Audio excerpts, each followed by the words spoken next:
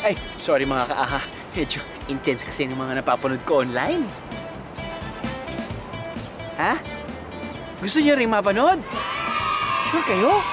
I mean, don't say I didn't warn you. G for another set of amazing and mind-blowing stories? Eto na, lalapag na mga kaaha. Christmas is fast approaching. Siyempre, hindi mawawala ang bida ng bawat selebrasyon. Ang lechon. Pero hinay-hinay lang dahil baka ang food trip mauwi sa trip to the hospital. Oh no!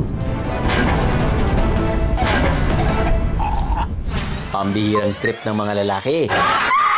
Agaw eksena sa isang car show. Ang mga motor at motor parts na dapat ibibida lang for display, biglang nagdidilaan at pinagkakagat pa. Hey, ano to?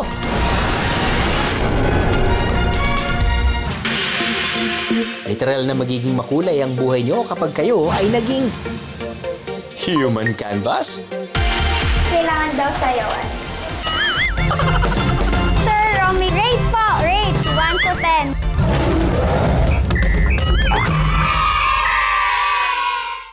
Dahil limitado lang ang paint ni Bangus Girl, inuna muna niyang mag-mix ng colors na gusto niya. Kailangan ko po mga kaaha ng orange color dahil meron lang po tayong 4 na kulay, kaya magmi-mix na lang po tayo. Ang saya! Parang bumalik pa ako sa pagkabata. Ayan, orange na. Ayan, nakikita nyo ba yan? Yung gagayahin ko mga kaaha. Hindi yan madali. Mahirap yan. Pero for the go lang. Kagaya lang yan ng life. Pwedeng mapagod. Ang bawal is yung sumuko. Diba?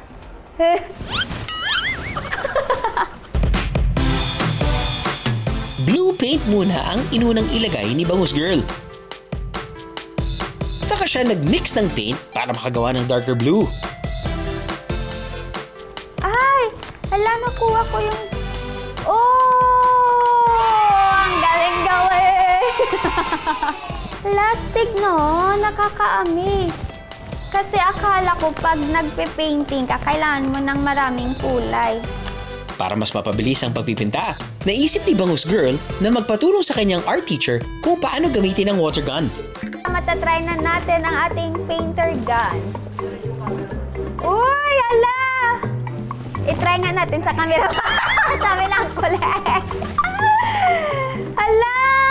Wow! Dahil may time limit ang session dito sa Splat Room, itong si Bangus Girl, serious mode na! Sumunod na niyang ipininta ang mga detalye ng ulap. Dapat makita yung yellow tsaka orange. Humingi na rin siya ng tulong sa kanyang art teacher. Dahan-dahan na lang po para yung kapal niya. Dahan-dahan lang daw, mga kaaha. Ganyan. Para sa mga guests na may gustong i-achieve na technique o style, pwedeng-pwede talagang magpaturo sa mga art teacher dito sa Splat Room. And now for some finishing touches. Dapat lagyan ko ng bangus dito. Sa water. Diba? Oh, yay! Tapos na, mga kaaha! Sir Romeo, ano po yung masasabi nyo sa painting ko? Rate po! Rate! 1 to 10. Bawal yung magsinungaling. Taas dapat. Ba't nakagano? Para sa akin, 10. Wow! Sure? Kahit sabihin natin na hindi siya mukhang realistic tignan, para sa akin, nagmukha siyang modern art.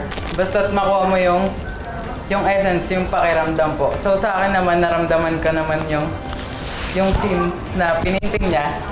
May mga nakita akong ibon and bangus. Diba? Siyempre, dapat hindi mawawala yung bangus natin. Good job, Bangus Girl! I'm so proud of myself! At dahil dyan, ang makulay mong premyo, you can now do whatever painting you like. Sige, kunin mo na lahat ng kulay at equipment na gusto mo. #deserve.